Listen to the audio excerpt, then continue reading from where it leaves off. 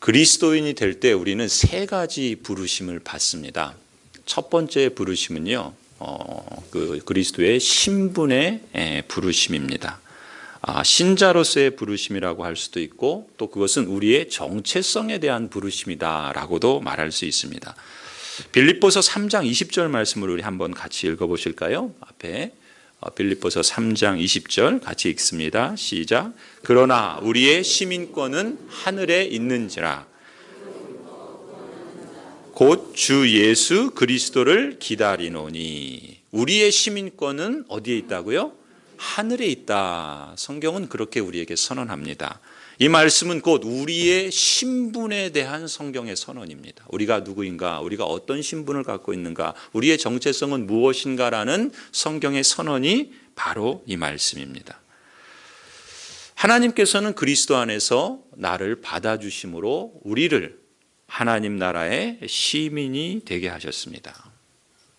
하나님께서는 그리스도 안에서 여러분을 받아주셨으므로 여러분을 하나님 나라의 시민이 되게 하셨습니다. 여러분 믿으십니까? 예, 저를 한번 따라해 주시겠습니까? 나는 하나님 나라의 시민이다. 우리는 하나님 나라의 시민이다. 이것이 성경의 선언인 줄로 믿습니다. 우리가 하나님 나라의 시민이라는 그 진리에는 이런 뜻이 담겨 있습니다. 말하자면 든든한 뒷배를 갖고 있는 것과 같다. 저는 그렇게 믿습니다. 든든한 뒷배. 제가 1997년 신학교 졸업할 때쯤에 유학을 준비하고 미국에 갔다가 기회가 있어서 로마에 다녀온 적이 있습니다. 그때 로마의 그 콜로세움 남서쪽에 카타콤이라고 하는 그런 초대교회 성도들이 태어나고 살고 죽은 그런 유적지가 있습니다. 이 카타콤에는 지하 토굴이어서 그것이 지하로 뭐 수키로 수십 킬로에 달할 정도로 그렇게 미로처럼 형성되어 있다 그럽니다. 제가 일전에도 한번 말씀드렸는데 그 카타콤에 들어가면은요, 마치 지금 요 통로와 같은 정도의 그 아주 짧은 그 좁은 그런 통로가 있고, 그 사방으로는 그 옆으로는 이런 벽이, 돌벽이, 흙벽이 이렇게 쳐져 있습니다. 그리고 그 흙벽에는 무엇이냐면 지금 우리 이렇게 그 타일처럼 된 것처럼 이런 그 안에 이런 타일처럼 된 그 사람 키보다 좀 더 긴 그런 직사각형의 그런 게 굴이라고 해야 될까요? 마치 그런 것들이 쫙 옆으로 쫙 1층, 2층 이런 식으로 쫙 돼 있습니다. 그것이 무엇이냐면 초대교회 그리스도인 성도들이 로마의 그 박해를 피해서 그들이 거기서 태어났고 또 거기서 평생을 살고 거기서 죽으면 거기에 묻힙니다. 그 지하 토굴에서 살면서 평생을 그렇게 살았던 그러한 그리스도인들, 그런데 놀라운 건 그것은 그냥 못 들어가거든요. 왜냐하면 예전에 어떤 사람이 그냥 들어갔다가 못 나왔답니다. 그게 이제 그래서 그 이후로는 가이드만 꼭 따라서만 다녀야지, 그러지 않으면 미로이기 때문에 못 나온다 그래요. 그런데 그 가이드가 하는 말이 뭐였냐면 거기에 살았던 사람들이 한결같이 그 죽음을, 거기서 태어나고 평생을 살고 죽음을 맞이하는데 공통적으로 하는 말이 행복한 삶이었습니다 라고 하는 그런 표현들이 많이 나타났다 그래요. 저는 그 이야기를 들으면서 그때는 좀 지금보다 한 벌써 좀 오래된 이야기이기 때문에 참 많은 감동을 받았습니다. 그리고 거기에 이제 사진이나 기록들을 보면서 어떤 여인은 이제 죽어 있는 모습이 있는데 그걸 이제 엽서로 이렇게 만들었는데 이 목에 이렇게 줄이 이렇게 거져 있어요. 이거는 참수를 당했기 때문에 그렇게 죽은 그런 거라 그럽니다. 그런데 그 죽은 여인이 누워 있는데 어떻게 누워 있냐면 여기는 목에는 줄이 거져 있고 손가락은 이렇게 선을 펴서 이렇게 하고 죽어 있는 거예요.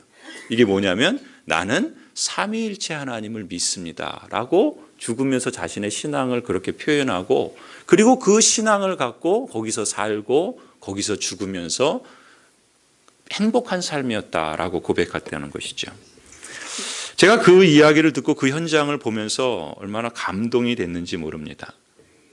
그런데 젊을 때는 어떻게 그럴 수 있을까? 참 대단하다, 감동이 되었는데, 제가 그 인생을 살아가면서 한 해 한 해 나이를 들면서 또 많이 아파서 정말 진지하게 삶과 죽음에 대해서 고민하고 또 그것을 깊이 생각할 그때가 되었을 때, 사실 그분들이 그렇게 고백할 수 있었던 그 든든한 뒷배가 무엇인가라는 것을 조금은 그때보다 더 실감하게 되었던 것 같습니다. 나이가 들면서 내가 하나님 나라의 시민이라는 이 진리가 그냥 어떤 나와는 무관한 그저 어떤 그 성경에 그렇더라라고 하는 사실로서가 아니라 그것이 내 삶의 든든한 뒷배와 같은 것으로 느껴지고 실감나더라는 것입니다. 성도 여러분, 우리 교회의 역사가 46년이 이제 오래되었습니다. 그런데 생각해 보면 어떻습니까? 한 해 한 해를 지나고 보면 사실 거기서 거기이지 않습니까? 또 신앙생활이나 인생을 산다는 것이 어떤 면에서 보면 참 고달프지 않으십니까? 아이들에게는 아직 실감이 덜 하겠지만 인생을 오래 사신 분들은 어떠실지 모르겠습니다. 40년, 50년, 60년, 아니 그 이상을 살았는데도 사실 어느 한 해 한 해가 그렇게 편안한 그런 한 해는 없지 않나 싶습니다. 이제는 사는 문제에 대해서 그 정도 살았으면 산전수전 다 겪어서 사는 것에 도통했을 것도 같은데 한 해를 다시 한번 살아보면 여전히 어렵고 또 여전히 반복하는 것만 같아서 도무지 어떤 진전이 없는 것 같은 그런 느낌을 받을 때가 있는 것 같습니다.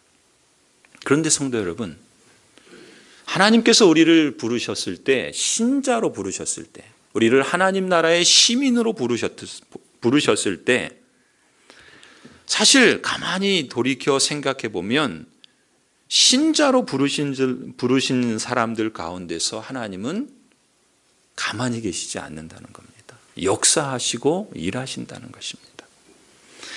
예수님께서 십자가 순환과 부활에 대한 말씀을 하셨을 때 사실 제자들은요, 그 의미를 잘 이해하지 못했습니다.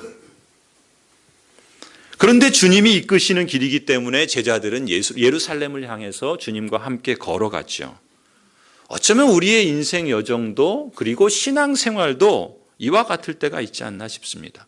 우리는 때로 주님의 말씀을 다 이해하지 못합니다. 하나님이 어떤 분이신지 100% 다 모릅니다. 다 실감하지 못합니다. 그럼에도 불구하고 가는 겁니다. 지금 그것이 분명하게 보이지 않는데 그래도 그 길을 따라가는 겁니다. 지금은 보이지 않지만 그래도 가는 것. 저는 그것이 믿음이라 그렇게 믿습니다. 그리고 그 가는 여정 속에서 내게 든든한 뒷배가 있다는 것을 조금씩 실감한다고 저는 믿습니다. 주님께서 앞으로 될 일을 미리미리 다 알려달라고 그렇게 기도하지 않아도, 그런 은사를 가졌다는 용한 사람을 찾지 않아도 그저 한 걸음 한 걸음 내 발 앞에 놓인 인생의 여정을 주님께 물으며 주님이 인도하시는 길이라고 신뢰하면서 다 이해하지 못해도 당장은 모든 게 보이지 않아도 한 걸음 한 걸음 주님과 함께 걸어갈 수 있는 용기와 인내를 주시도록 간구하는 것이 우리의 여정이지 않나 싶습니다. 저는 그런 삶이 맞고 또 그것이 바람직하다 믿습니다. 사실 우리 신자들에게 이런저런 시험이 없는 게 아닙니다. 유혹이 없는 게 아닙니다. 도전과 아픔과 고난이 없는 게 아닙니다. 그런 것들은 우리를 끊임없이 우리의 길을 가지 못하도록 막아서지요. 우리를 포기하게 만듭니다. 낙심하게 만듭니다. 그래서 주님과 함께 걸어가는 것이 무의미한 것처럼 우리를 그렇게 사로잡을 때도 있습니다. 그럼에도 불구하고 주님과 함께 한 걸음 한 걸음 내딛는 거죠. 그리고 끝까지 그 길을 걸어갈 수 있도록 지혜를 간구하고 힘을 주시기를 간구하는 것이 저는 마땅히 믿습니다. 분명 하나님께서는 일하시고 계시는 겁니다. 분명 하나님께서는 역사하고 계시는 겁니다. 그리스도인으로 부르신 내 안에서 하나님께서는 합당한 결과를 향해 진전시켜 가고 계신다는 것입니다. 로마서 8장 28절 말씀을 아시죠? 우리 같이 한번 읽어볼까요? 로마서 8장 28절 시작. 우리가 알거니와 하나님을 사랑하는 자 곧 그의 뜻대로 부르심을 입은 자들에게는 여러분 이 말씀의 뜻은 무엇입니까? 우리 안에서 영광의 길에 도달하도록 하기 위해서 하나님이 지금도 일하신다는 말씀이죠. 하나님의 뜻대로 부르신 자들, 하나님께서 신자로 부르신 하나님 나라의 시민으로 부르신 그 성도들 가운데 하나님은 지금도 일하신다는 것입니다. 어떻게요? 그 인생의 모든 것들을 하나님의 그 능력과 그 영광에 도달하도록 하나님께서 합력하여 일하신다는 것입니다. 그것을 하나님의 선이라 말하고 있는 것이죠. 우리를 위하여 그 아들을 보내신 하나님의 사랑,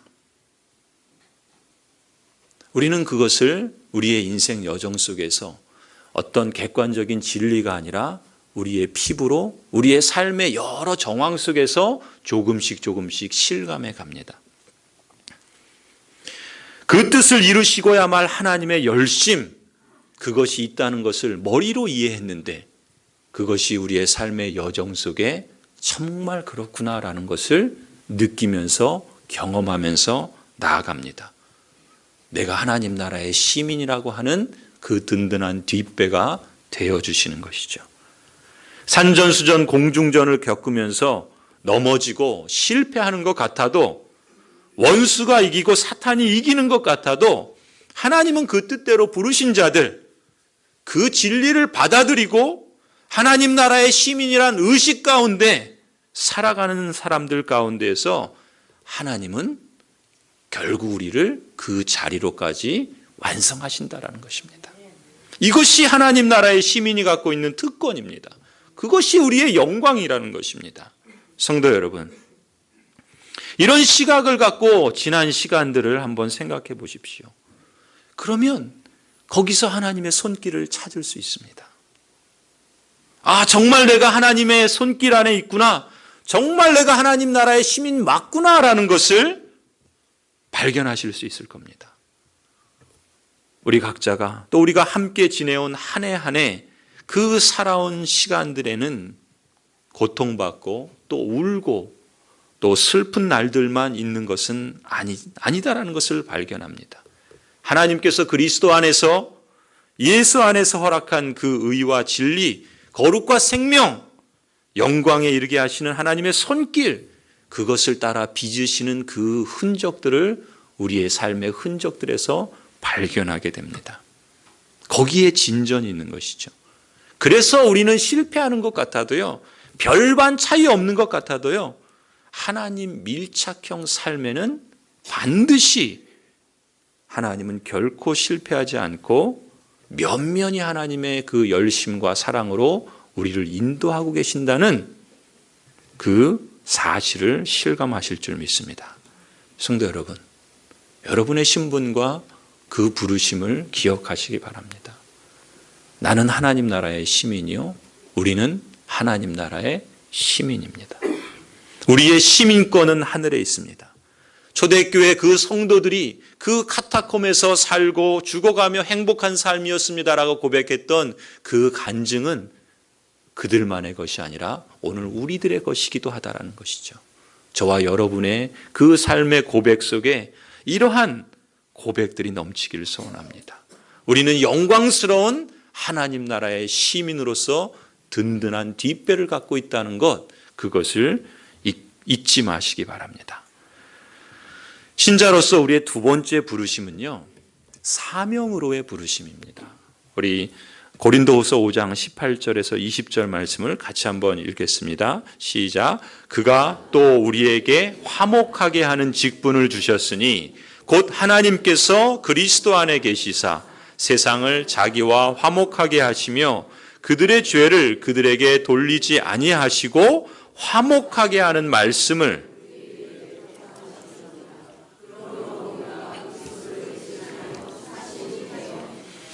성도 여러분, 성경은 신자의 부르심을 그리스도의 사신이다 이렇게 말합니다. 여러분, 사신이라는 말이 무슨 의미인지 아시죠? 우리나라를 대표하는 외교관이 영사가 있고 대사가 있지 않습니까? 그 표현입니다. 하나님 나라를 대표하는 영사요 대사가 있는데 그가 누군가? 바로 신자, 곧 여러분들이 하나님 나라를 대표하는 이 세상에서의 영사요 대사다라는 것입니다. 그래서 성경은 우리를 두고 그리스도의 대사라고 부릅니다. 말하자면 우리에게 주신 역할이 있고 다시 말하면 사명이 있다는 것이죠. 그리스도의 대사로서의 사명, 대통령이 한 나라에 그 나라를 대표하는 대사를 보내서 그 나라의 자국민을 보호하고 그 나라의 상대하는 나라의 대표자로서 그 역할을 감당하도록 맡기는 것처럼 하나님께서 저와 여러분을 하나님 나라의 대사로, 영사로, 사신으로 삼으셨다는 것입니다. 이것이 성경의 선언인 것이죠. 신자로 부름받은 사람에게는 이와 같은 하나님께서 그리스도 안에서 저와 여러분을 특별한 존재로 받아들이셨다라고 하는 그 사실이 있다는 것을 기억하시기 바랍니다. 우리는 하나님 나라를 대표해서 그런 점에서 사랑하는 가족들이나 그리고 우리 가까이 멀리 있는 이웃들에게 하나님 나라를 증거하는 그리스도의 대사입니다. 구원의 복음을 전파하는 사신입니다. 여러분, 저는 이것이 우리 인생을 가치 있고 그리고 그 인생을 행복하게 해주는 귀한 자산이다 그렇게 믿습니다.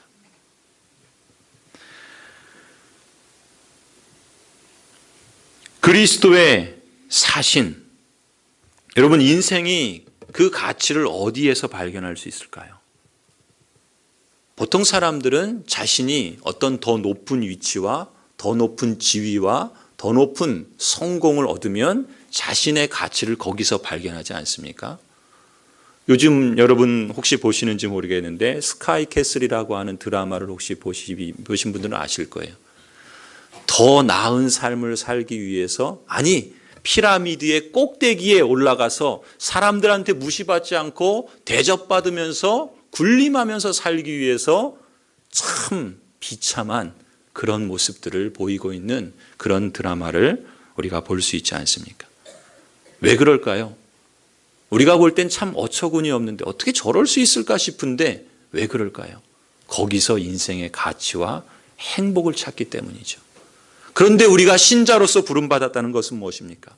우리에게 진정한, 우리가 후회하지 않고 우리 인생을 마감했을 때 결코 후회함이 없는 값진 그 인생의 가치와 행복을 우리는 어디서 발견할 수 있을까요? 바로 우리를 지으신 창조주의 그 목적과 그 창조주가 우리에게 맡긴 그 사명을 따라 살았을 때 거기에 진정한 기쁨과 가치가 있는 것 아닐까요? 우리는 그런 점에서 그리스도의 대사입니다. 하나님 나라, 보이지 않는 하나님 나라, 그러나 그 나라에 속한 사람으로 우리는 그 나라를 대표하며 그 나라를 보여주며 그 나라를 증거하는 대사로서 우리를 부르셨다는 것입니다. 얼마나 놀랍고 가치 있는 부르심입니까? 여기에 이 삶을 살아갈 때 얼마나 값진 행복감을 맛보지 않겠습니까? 그런데 여러분 또 다른 한편으로 보면요. 어떤 사람들의 눈에는 이 세상에서 골치 아픈 것 중에 하나가 교회로 보입니다. 사실 교회 안에는 허물도 있고 흠도 있지요. 그런데 여러분 그럼에도 불구하고 그럼에도 불구하고 성경은 우리에게 말씀하는 것이 무엇입니까? 사탄의 권세가 교회를 이기지 못한다는 것입니다. 하나님께서 말씀하십니다. 마태복음 16장 16절 18절 이렇게 말씀합니다. 내가 천국 열쇠를 네게 주리니, 여기서 네게는 누굽니까? 교회를 말합니다. 하나님께서 천국의 열쇠를 교회에게 주셨다 그럽니다. 그래서 교회가 땅에서 무엇이든지 매면 하늘에서도 매일 것이요, 교회가 땅에서 무엇이든지 풀면 하늘에서도 풀리리라 말씀합니다. 여러분이 저 예배당 문을 잠겼을 때 그 열쇠로 열면 열리듯이 교회를 통해서 하나님은 하나님 나라의 그 문을 여신다는 것입니다. 교회가 그 문을 닫아버리면 하나님 나라의 문이 세상에 닫힌다라는 것입니다. 그만큼 하나님은 교회를 귀하고 특별하게 인정해 주신다는 것이죠. 그렇게 보면은요, 이 세상의 역사는 그냥 얼핏 보면 힘 있는 사람들이 좌지우지하는 것 같아요. 그러나 사실 그렇지 않습니다. 여러분, 소돔과 고모라를 보십시오. 그 소돔과 고모라가 불에 의해서 다 없어지지 않습니까? 제가 얼마 전에 그 해외 토픽을 보면서 그 사해 동쪽 지역에 어마어마한 그 자연재해가 과거에 있었다라는 그런 기사를 본 적이 있어요. 그래서 어떤 분은 그것이 그 소돔과 고모라의 그 불심판이 임했던 그런 것이 아니었겠는가라는 그런 기사를 본 적이 있습니다. 여러분, 소돔과 고모라가 왜 망했습니까? 그들의 죄로 인해서 망했죠. 그런데 하나님께서 아브라함에게 찾아오셨을 때 뭐라고 말씀하십니까? 그 성 가운데 의인 10명이 있으면 그들을 구원하시겠다 말씀하시지 않습니까? 소돔과 고모라의 역사는, 그들이 망하느냐 안 망하느냐의 결정은 의인들에게 달려있는 것입니다. 이 세상이 망하느냐 보존되느냐 하는 그 문제의 핵심은 세상에서 목소리 큰 자에 달려있는 것이 아니라 그리스도의 대사인 교회에 달려있다는 것입니다. 여러분, 그런 점에서 우리 마을 역시 저는 그렇게 봅니다. 우리 마을 역시 하나님을 믿고 그 부르심, 그 사명에 순종하는 교회들에게 달려있다, 그렇게 믿습니다. 인간적으로 보면 우리의 능력은 그렇게 대단하지 않습니다. 그런데 하나님의 사명이라는 점에서 보면요, 여러분이 생각하는 것보다 여러분은 훨씬 더 대단한 사람들입니다. 제가 캐나다에 있을 때 스코샤 은행이라는 곳이 있는데, 거기는 TV 광고를 할 때 늘 이 말을 씁니다. You are richer than you think. 이 무슨 말이냐면, 당신이 생각하는 것보다 훨씬 부자입니다. 이 스코샤뱅크 자신의 그 은행을 광고할 때 무슨 얘기겠어요? 이 은행에 예금을 하거나 그러면 당신이 생각하는 것보다 더 훨씬 부자가 될 겁니다. 뭐 이런 건데요. 저는 이게 영적인 의미가 있다고 생각한 거예요. You are richer than you think. 여러분 자신이 생각하는 것보다 훨씬 더 대단한 존재라는 겁니다. 어떤 맥락에서요? 하나님이 여러분에게 맡기신 사명, 그리스도의 대사라는 점에서 그렇다는 것입니다. 저는 이 사실을 생각하면 그냥 혼자 있을 때 때때로 피곤하고 지쳐서 막막할 때도 있지만, 때로는 그것으로 인해서 혼자 실실 웃을 때도 있습니다. 왜냐하면 거기에 기쁨과 보람이 있기 때문에 그렇습니다. 아이러니죠. 힘들고 지치고 막막한데도 불구하고, 그러나 그것을 중단하지 않는, 그 안에서부터 나를 이렇게 추동하는 어떤 힘이 있는 걸 느낍니다. 그것이 무엇인가? 하나님께서 나를 그렇게 부르셨다라고 하는 사명에 대한 확인입니다. 하나님께서 우리 교회를 그렇게 부르셨다고 하는 그 사실에 대한 확인 때문에 그렇습니다. 우리의 현실과 우리의 능력은 세상적으로 보면 세상 사람들이 비웃을지는 모르지만, 너희들의 별것 아니라고 손가락질할지 모르지만, 오히려 더 골치 아프게 보이는지 모르지만, 그러나 하나님은 교회를 통해서 우리 마을을 맡기시고 이 세상의 천국의 문을 여시기도 하시고 닫으시기도 하신다는 것입니다. 그렇게 보면 우리는 얼마나 가치 있는 존재입니까? 얼마나 대단한 존재입니까? 우리가 우리 스스로를 생각하는 것보다 훨씬 더 부요하고 훨씬 더 능력이 있는 사람들이라는 것을 믿으시기 바랍니다. 여러분, 이 세상은요, 진리에 관심 없습니다. 생명에 관심 없습니다. 거룩에 관심 없습니다. 이 세상은 그런 일들을 생각하지도 않고 만들지도 않고 추구하지도 않습니다. 듣지도 않습니다. 세상은 이 문제에 대해서 관심이 없기 때문에 거기에 속한 사람들은 방탕함과 무지와 그리고 완악함과 결국 심판을 향해 달려가는 것입니다. 마치 불나방이 죽는 줄도 모르고 달려오는 자동차를 향해서 직진하는 것과 같습니다. 세상은 그럴 수밖에 없습니다. 그런데 하지만 하나님의 뜻은 뭐예요? 예수 그리스도를 주로 시인하는 저와 여러분을 통해서, 믿음의 선자들을 통해서 이 마을의 생명과 거룩과 참된 진리의 길을 보게 하시고, 그것을 우리가 대신해서 그 길을 안내하고 보여주고 초대하고 그 길로 함께 나아가도록 우리를 사용하신다는 것입니다. 그러니 우리는 얼마나 대단한 존재입니까? 자만하자는 것이 아닙니다. 교만하자는 것이 아닙니다. 오히려 우리는 더 겸손할 수밖에 없죠. 우리는 이 세상에 보면 그렇게 대단한 사람이 아닌 것 같지만, 그럼에도 불구하고 우리를 그렇게 하나님께서 특별한 존재로 삼아주셨으니 우리가 그것을 감당할 힘이 우리에게 없음을 알기에 겸손하고, 그러나 우리를 부르신 그 하나님의 그 사명 때문에 당당함을 갖는 것 아니겠습니까? 성도 여러분, 이 사명을 감당하고자 할 때, 그러나 늘 행복감과 기쁨만 있는 건 아니죠. 거기엔 아픔과 슬픔도 있습니다. 목사인 저도 때로는 눈물이 날 때가 있습니다. 하나님의 약속이 있어요. 그 약속을 붙잡고 하나님의 뜻을 이루고자 하는 소원과 또 계획과 실천들이 있습니다. 부족하고 연약하지만 그 부르심에 성실하게 신실하게 응답하고자 하는 그런 마음이 있습니다. 그런 실천이 있습니다.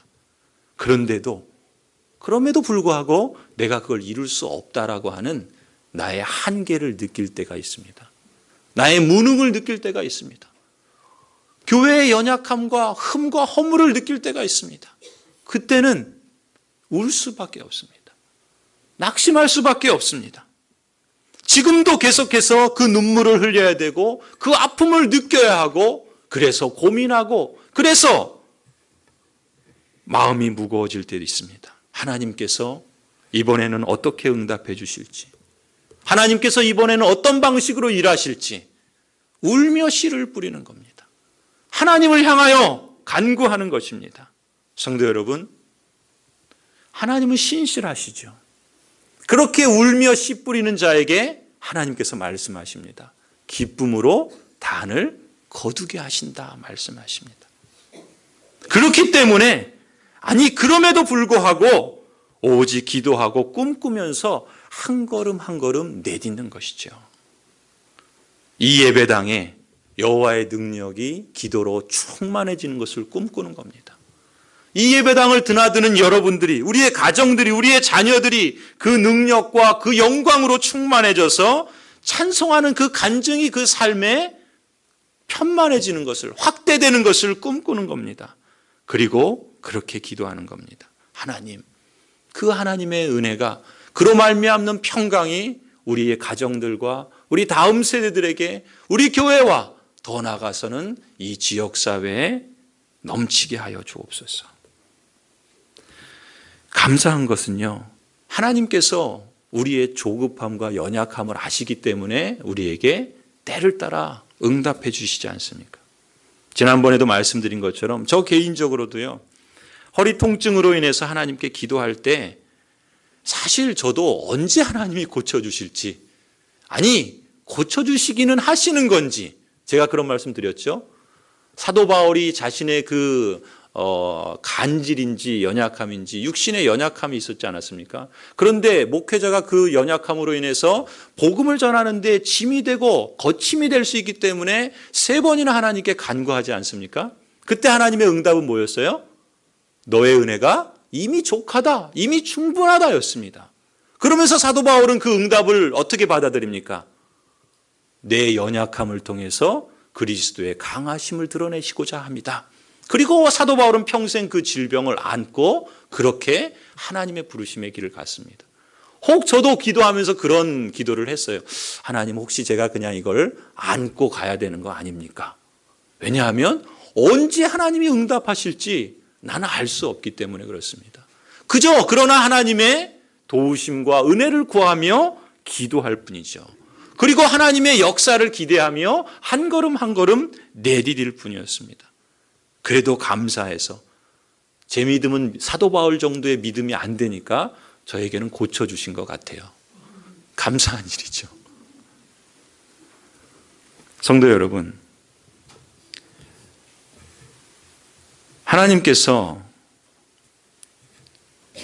우리에게 어떤 때 어떤 방식으로 치유하시고 회복하시고 축복하실지 사실 우리는 알 수 없습니다. 기대를 하고 기도는 하지만, 그런데 분명한 것은 저 개인적으로 보면은 그것이 하나님의 은혜로 치유를 경험했다는 것이고, 그것은 곧 무엇을 위함인가? 하나님의 그 부르심의 길을 계속해서 나아가도록 제게 하나님이 은혜를 베푸셨다. 저는 그렇게 믿습니다. 그것이 저로 하여금 더 여호와 하나님의 약속을 신뢰하며 간절히 찾고 구하고 두드리라는 것이 사인이라 믿고, 또 실제로 하나님께서 그때 응답하셨다는 것을 저는 감사합니다. 사랑하는 성도 여러분, 여러분도 마찬가지입니다. 아직 하나님을 모르는 사랑하는 가족들을 향한 간절한 기도와 여러분의 수고가 있다면 여러분 기억하십시오. 그게 바로 여러분 자신이 진리와 생명과 영혼을 소유하고 있다는 증거입니다. 그리고 기억하십시오. 그리고 기대하십시오. 여러분 자신을 통해서 그 하나님 나라의 복음을, 그 생명을 전할 수 있는 특권을 주시고 그 능력을 따라서 여러분이 그 사명을 감당하고 있다는 것을 여러분 기억하십시오. 그리고 하나님께서 언제인지 모르지만 그것이 우리의 평생을 안고 살아가야 하는 그런 기도의 제목인지 모르지만, 그러나 우리를 통해서 하나님이 일하신다는 것을 믿는다면 여러분 그것이 얼마나 감사한 일인 것입니까? 하나님은 역사하십니다. 갈라디아서 6장 9절 말씀에 너희가 선을 행하되 낙심하지 말지니 때가 이름에 거두리라 말씀합니다. 제가 화면에 그 슬라이드를 마련하지 못했는데 갈라디아서 6장 9절 말씀입니다. 너희가 선을 행하되 낙심하지 말지니 포기하지 아니하면 때가 이름에 거두리라 말씀합니다. 여러분 이 약속의 말씀을 붙잡으시길 바랍니다. 어쩌면 오래 참아야 할지 모릅니다. 오래 기다려야 할지 모릅니다. 때로는 고난을 감수해야 할 때도 있습니다. 사랑하는 이들의 구원을 위해서 하나님이 우리를 통해서 완성하실 그 목표를 향해 가고 있다는 것을 알기 때문에, 그럼에도 불구하고 우리에겐 영광과 우리에겐 소망과 기쁨과 행복이 있다는 것입니다. 그것이 그리스도의 대사라는 사명으로의 부르심입니다. 저를 한번 따라해 주시겠습니까? 나는 그리스도의 대사다. 우리는 그리스도의 대사다. 선을 행하되 낙심하지 마시기 바랍니다. 포기하지 마십시오. 때가 이름에 거두게 하실 줄 믿습니다. 마지막 3번째 부르심은요, 교회로의 부르심입니다. 이것은 우리의 소속감에 대한 부분이죠. 에베소서 4장 4절 우리 같이 한번 읽어볼까요? 시작. 몸이 하나요 성령도 한 분이시니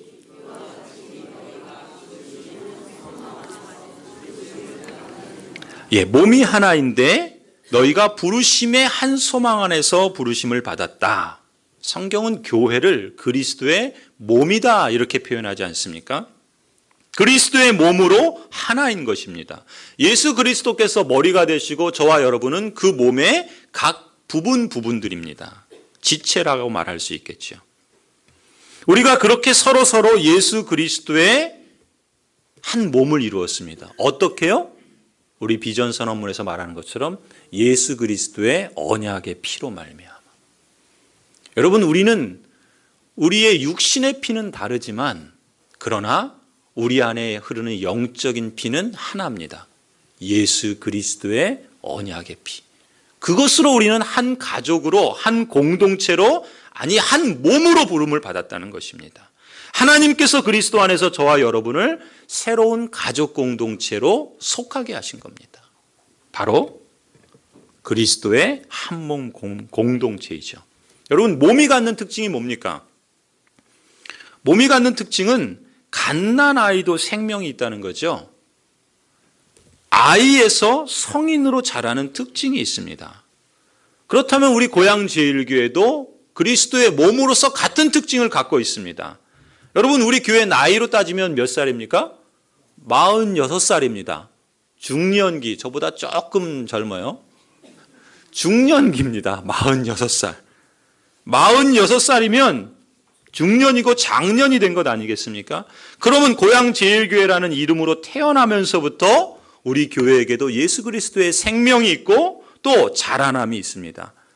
그런데 그 자라남이 여러분 100명, 500명, 1000명 숫자 노름이 아니라는 것입니다. 그리스도의 자라남, 그리스도의 몸의 성장, 물론 양적인 성장도 뒤따르게 되지요. 그런데 오늘 본문 15절을 보시면요, 우리가 자라야 할 성장의 목표, 자라남의 목표를 다르게 제시합니다. 그걸 뭐라 그럽니까? 오직 사랑 안에서 참된 것을 하여 범사에 어디에까지 자라라고요? 그에게까지 자라라고. 그는 누굽니까? 곧 그리스도라. 그는 머리니 곧 그리스도라. 우리가 그리스도의 몸으로서 우리가 자라가야 될 성장의 목표가 있다는 겁니다. 그 성장의 목표는 양적 성장의 숫자가 몇 명이 되느냐에 있는 것이 아니라 여러분 한 사람 한 사람이 그리스도의 몸의 지체로서 그리스도인 머리이신 그리스도만큼 장성하게 자라가는 것, 곧 영적 성장을 목표로 삼으라는 것입니다. 그 성장의 목표가 예수 그리스도입니다.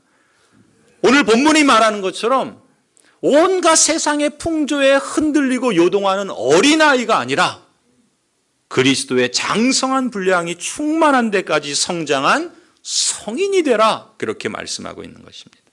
여러분, 차이를 아시겠습니까? 성장의 목표는요, 양적인 것이 아니라 질적인 것이 1차적인 목표입니다. 영적 성장이 우리의 1차적인 목표라는 것입니다. 여러분, 한 사람 한 사람이 교회라는 이 공동체 안에서 영적 성장과 성숙을 힘쓰면 복음은 살아있기 때문에, 하나님의 생명은 생명력이 있기 때문에 하나님께서 여러분을 키우시고 자라게 하시고 열매를 맺게 하실 줄 믿습니다. 중요한 건 뭡니까? 여러분 한 사람 한 사람이 그 성장의 주인공이라는 것입니다.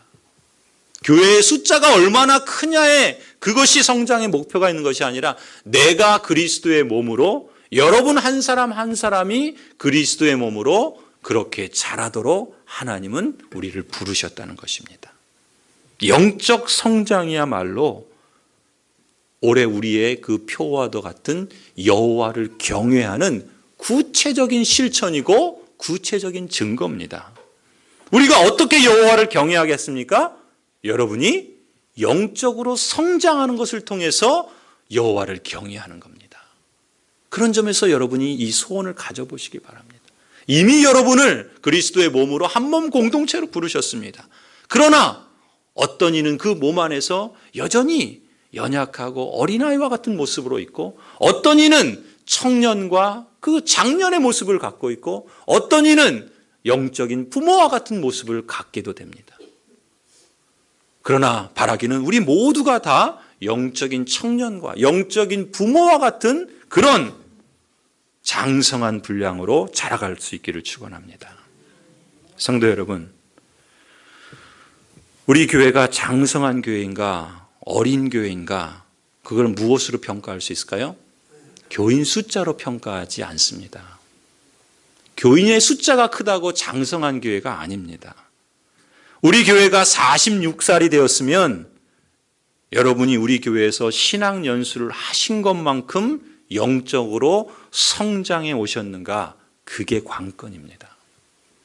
그래서 올해 우리의 그 교회의 키워드는 뭡니까? 한마음, 성장, 나눔이라 그랬잖아요. 그 성장은 무엇입니까? 여러분 자신이 우리가 함께 자라가는 것, 영적인 성장을 이루어가는 것, 이 영적 성장을 위해서 교회가 가는 방향으로 함께 여러분 힘을 모아주시기 바랍니다. 거룩하고 영광스러운 하나님의 부르심을 받은 성도 여러분, 하나님께서 그리스도 안에서 여러분을 받아주셨다는 사실을 믿으십니까? 그렇다면 여러분은 하나님 나라의 시민입니다. 하나님께서 그리스도 안에서 여러분 자신을 특별한 존재로 삼으셨다는 사실을 믿으십니까? 그렇다면 여러분은 그리스도의 대사입니다. 그리고 하나님께서 그리스도 안에서 여러분 모두를 새로운 가족 공동체로 속하게 하셨다는 사실을 믿으십니까? 그렇다면 여러분은 그리스도의 한몸 공동체입니다. 사랑하는 성도 여러분, 주 안에서 여러분에게 권면합니다. 부르심을 받은 일에 합당하게 사시기를 힘써 주십시오. 영적으로 성장해서 그것으로 여호와를 경외하시길 바랍니다. 그러면 평강의 하나님께서 친히 때마다 일마다 저와 여러분에게, 우리 교회에게, 교회를 통해서 이 지역사회에 평강의 열매를 맺게 하실 줄 믿습니다. 주님께서 여러분 모두와 함께 하시기를 주님의 이름으로 간절히 축원합니다.